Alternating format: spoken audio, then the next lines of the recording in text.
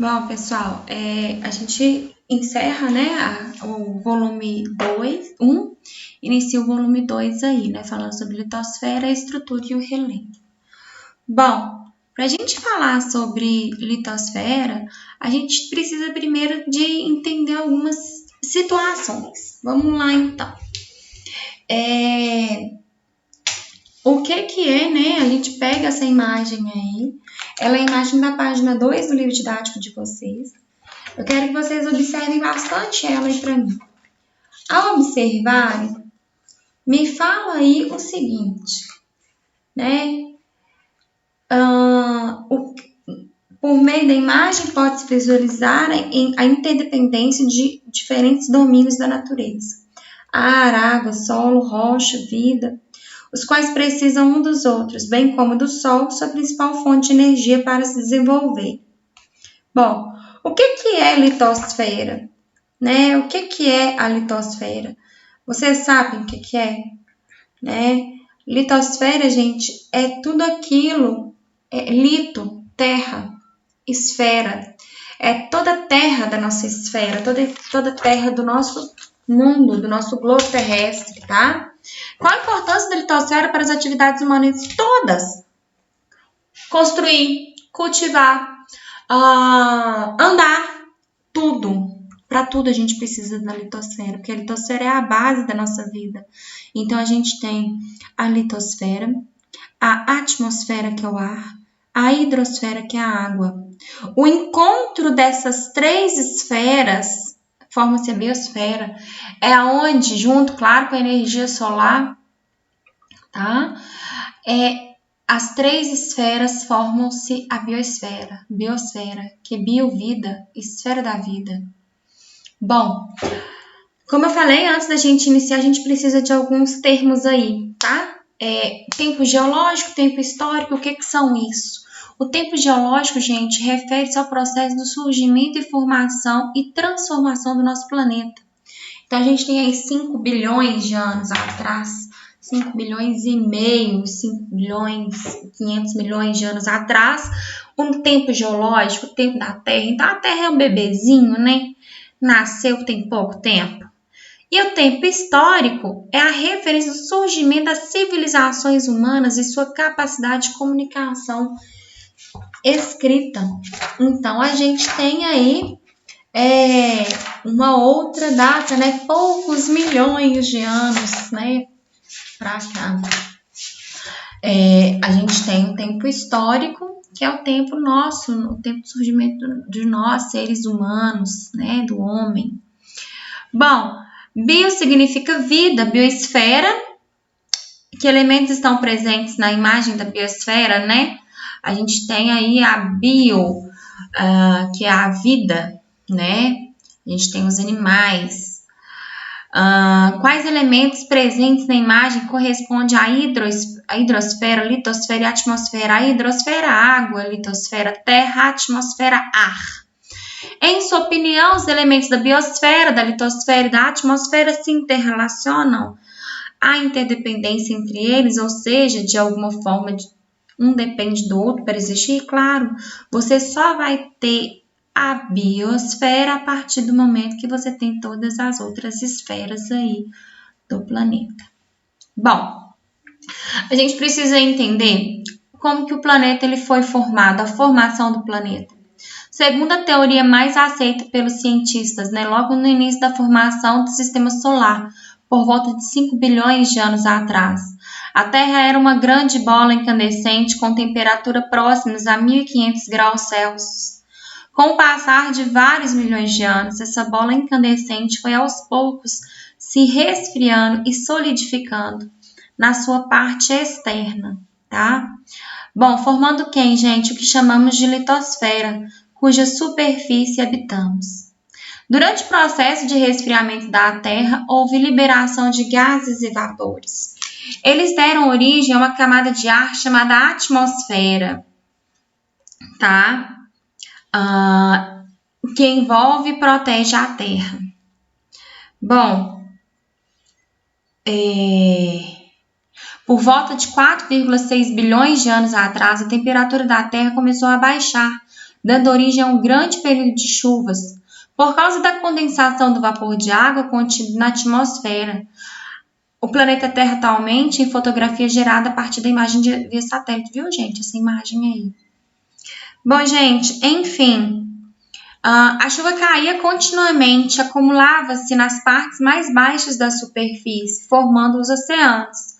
As águas marinhas e as continentais formaram a hidrosfera, que significa esfera de água.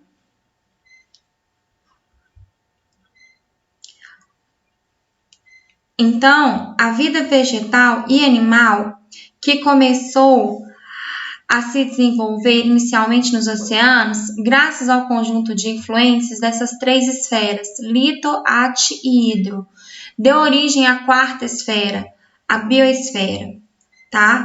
Então, assim, gente, aproximadamente 3 bilhões de anos atrás surgiu a vida na Terra, né? Que é a junção da atmosfera, hidrosfera e litosfera. Viu? E a Terra, gente, ela foi resfriando lentamente, tá? Em todo o processo de formação da Terra, houve um interrelacionamento entre essas esferas, viu, gente? Determinando o equilíbrio no planeta, que se ocorrer alguma alteração em uma das esferas, as outras também podem ser afetadas. Os seres humanos, ao promoverem transformações no espaço natural, romperam esse equilíbrio. Em virtude desse rompimento, as consequências para a vida animal e vegetal tornaram-se tanto mais graves quanto maiores forem as transformações.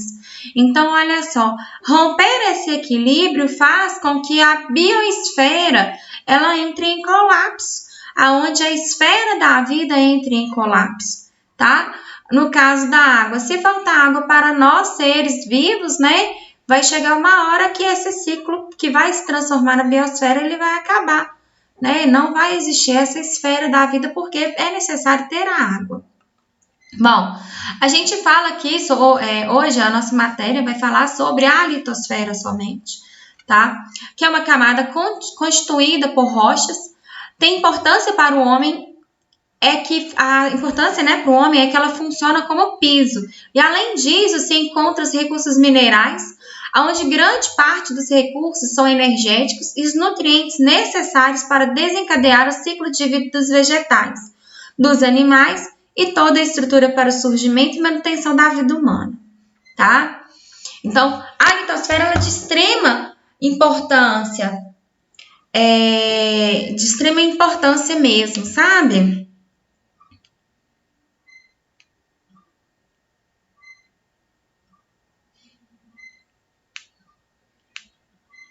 De extrema importância mesmo para a gente.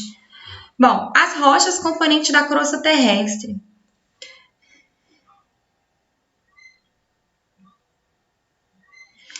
A crosta terrestre constitui-se predominantemente de rochas. A areia, o granito, o mármore e a argila são algumas das rochas nela encontradas.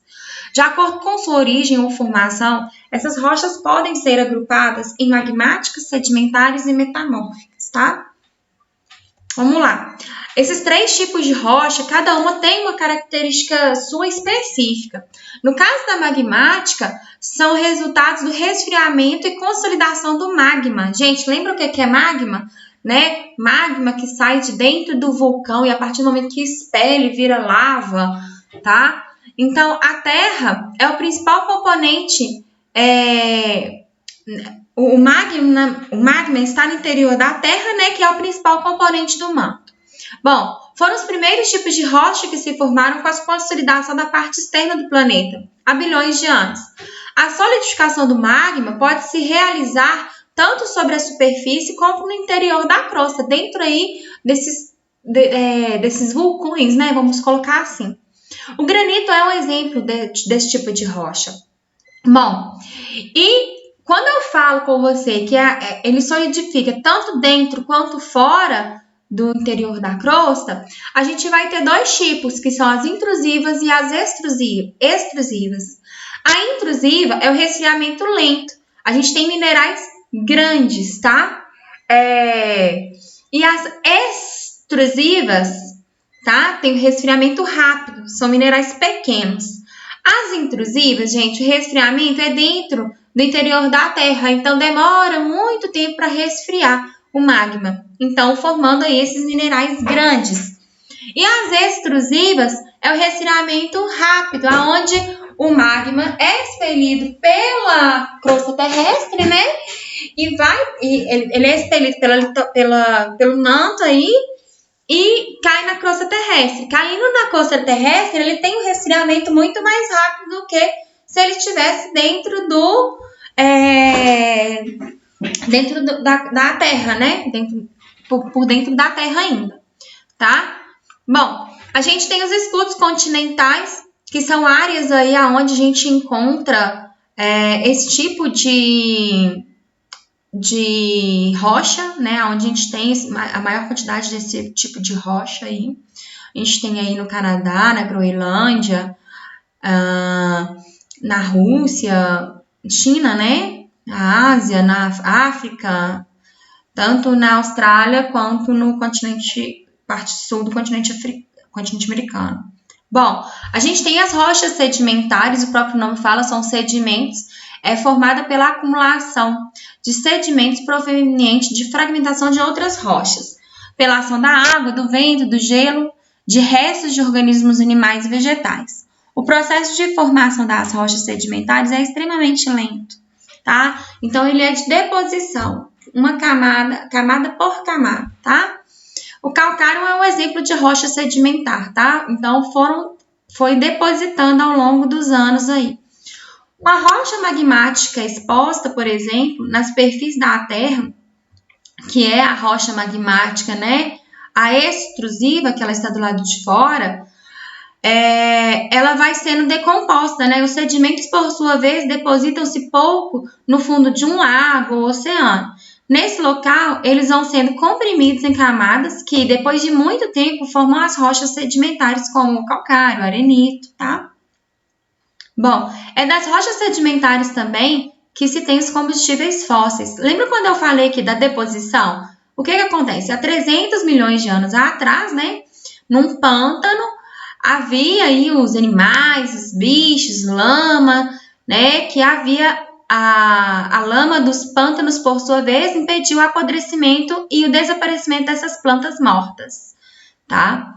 Bom, ao longo dos anos, passaram-se, né, o tempo e o acúmulo da lama comprimiu as plantas mortas. Então, os animais que morriam no pântano foram comprimidos pela lama do pântano. Bom, depois de milhões de anos, essa lama torna-se rocha e os restos das plantas sofrem, né, forte pressão, vira carvão mineral. Então, olha, a planta morta, a lama faz uma pressão, aí a gente já tem aqui outros animais, né? Aí essas plantas mortas aqui, olha, vai acabar virando o que, gente? Carvão mineral pela compressão. Ele, para ser retirado, né, poços e túneis têm que ser cavados, muitas vezes fragmentos de plantas fossilizadas são encontrados em pedaços de carvão vegetal. Então, aqui a gente acha muito fósseis antigos, né? Pelo fato dessa compressão. Então, para retirar o carvão mineral, ele tem que ser cavados túneis. Bom, isso é no pântano, né, e tal. Onde era o oceano, olha só, de 300 a 400 milhões de anos, os pequenos animais que vivem no mar, quando morrem, caem no fundo e misturam-se na lama e areia, que impede que apodrecem e desaparecem, né? Aí vamos lá. Ao longo de milhões de anos, eles foram sendo enterrados pela areia e lama. A alta pressão transforma a areia e a lama em rocha e animais mortos em petróleo e gás natural, tá? Então, olha só, a areia, a lama, a rocha e o depósito de óleo e gás. O óleo tende a subir até encontrar alguma rocha impermeável que mantém preso juntamente com o gás natural. Um poço tem que ser perfurado através de rochas para retirar o petróleo e o gás. Então, observem que a formação dos combustíveis fósseis são nas sedimentares, é por sedimentos, né? E elas se dá tanto em pântanos quanto em oceanos, tá? Lembrando que em pântanos a gente tem o carvão e nos oceanos o gás mais o petróleo. E por último, a gente tem as metamórficas. Metamórficas de metamorfose, aquelas que sofrem transformação. Esse tipo de rocha é resultado da transformação de rochas sedimentares ou magmáticas, submetidas a grande pressão, que é o peso, e elevadas temperaturas. Embora possam manter características da rocha original, as metamórficas geralmente adquirem características novas. Elas costumam se formar abaixo da superfície em grande profundidade. As rochas metamórficas geralmente são ricas em metais, quando possuem grãos de ouro, prata, ferro ou outros metais, são chamadas de minérios, todas de valor comercial, tá? Então, olha só, jazida de mármore em Carrara, na Itália, desculpa. Bom, enfim, a gente tem rochas sedimentares, rochas metamórficas e rochas magmáticas. Lembrando que o nosso planeta ele é formado prioritariamente de rochas magmáticas. Então, a primeira rocha existente foi a magmática. Da magmática, houve a transformação, houve transformação para rochas metamórficas e houve também o depósito, né, dessas rochas magmáticas em locais, né, mais profundos, aonde ao longo dos anos ela sofre pressão e ela vai sedimentando, são formando as rochas sedimentares. E as metamórficas também utilizam das sedimentares ou das magmáticas para serem também transformadas. Ok, pessoal? Então a gente fica por aqui e um grande beijo para vocês.